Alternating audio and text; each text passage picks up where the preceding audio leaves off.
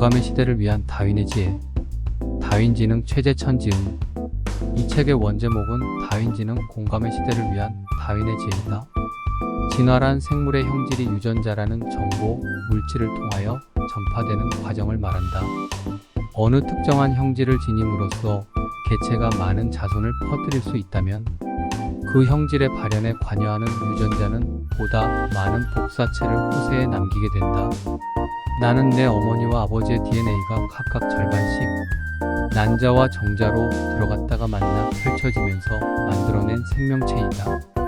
다윈은 진화가 일어나기 위한 조건으로 4가지를 들었다. 첫째, 한 종에 속하는 개체들은 각자 다른 형태, 생리, 행동 등을 보인다. 즉, 자연계의 생물 개체 간의 변이가 존재한다. 둘째, 일반적으로 자손은 부모를 닮는다. 즉, 어떤 변이는 유전한다. 셋째, 환경이 뒷받침할 수 있는 이상으로 많은 개체가 태어나기 때문에 먹이 등 한정된 자원을 놓고 경쟁할 수밖에 없다. 넷째, 주어진 환경에 잘 적응하도록 도와주는 형질을 지닌 개체가 더 많이 살아남아 더 많은 자손을 남긴다. 자연 선택. 오징어의 눈과 인간의 눈을 위아래로 잘라 단면을 비교해보면 놀라운 정도로 흡사하다. 그런데 오징어의 눈은 시신경과 실핏줄이 망막의 뒷면에 붙어 있는데 인간의 눈은 망막의 구멍을 뚫고 시신경과 실핏줄을 동공 안으로 끌어들여 망막의 내벽에 붙여놓았다. 그래서 인간은 누구나 시각적 맹점을 갖고 있다. 시신경 다발을 눈 속으로 끌어들이기 위해 뚫어놓은 구멍에 간상세포와 원추세포들이 존재할 수 없기 때문이다. 오징어의 눈이 인간의 눈보다 훨씬 더 합리적으로 설계되어 있다. 우리 몸에 질병을 일으키는 세균이나 바이러스 등은 기생생물이다. 기생은 관계하는 두 생물 중 한쪽이 다른 쪽에게 일방적으로 피해를 끼치며 이득을 취한다. 기생생물은 자기가 몸담은 기주를 죽이는 것은 스스로 삶의 터전을 파괴하는 어리석은 짓이기 때문에 기생생물이 좀 더 신중하다. 감기 바이러스가 감염된 사람을 너무 아프게 하여 외부 출입을 못하면 다른 기주로 못 나갈 경로를 스스로 막는 셈이 된다. 반면 모기에 의해 감염되는 말라리아 병원균은 감염된 사람이 중간 숙주인 모기를 쫓을 기력조차 없을 정도로 아프게 만드는 게 더 유리하다. 이처럼 진화의 관점에서 질병의 원인을 분석하고 적응과 조화의 치유법을 모색하자는 다윈의학 또는 진화의학이 생겼다. 번식에는 결정적으로 유리한 것들이 있다. 자연 선택은 주로 먹이, 은신처, 영역 등을 놓고 경쟁하는 것이고 성 선택은 배우자를 두고 경쟁하는 것이다. 성 선택의 경우 그 대상이자 목표는 거의 언제나 암컷이며 경쟁의 주체는 주로 수컷이라는 점이다. 그 경쟁의 결과가 궁극적으로는 암컷의 선택으로 이루어진다.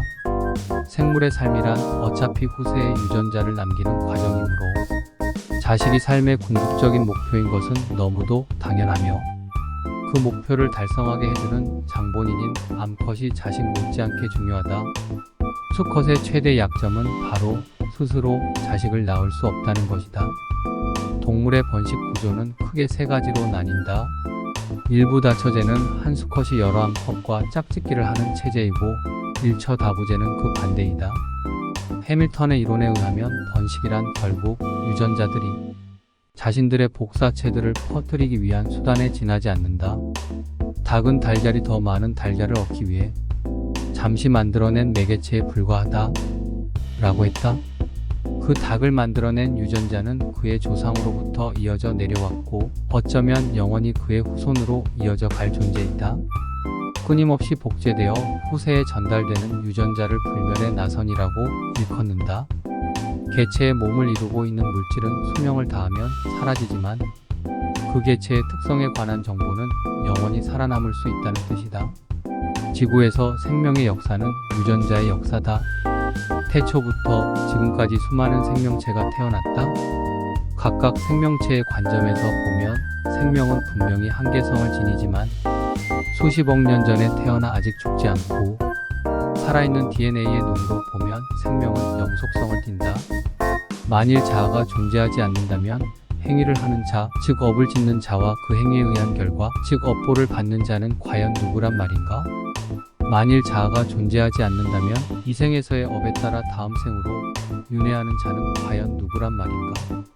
육체를 이루던 요소들은 다시 한줌 흙으로 돌아가지만 내 DNA는 자식의 몸을 통해 내 사후에도 계속 존속할 수 있다는 사실은 엄연한 과학적 실제이기 때문이다. 지구에 생명체가 생기고 수많은 세월이 흘렀다. 우리는 어디서 와서 어디로 가는가에 대한 고민과 그것을 알아보려는 인간의 노력이 다윈과 같은 학자를 만들었다. 그것도 진화라고 생각한다. 과학도 결국 종교의 길에 함께하는 것이라는 느낌을 받았다.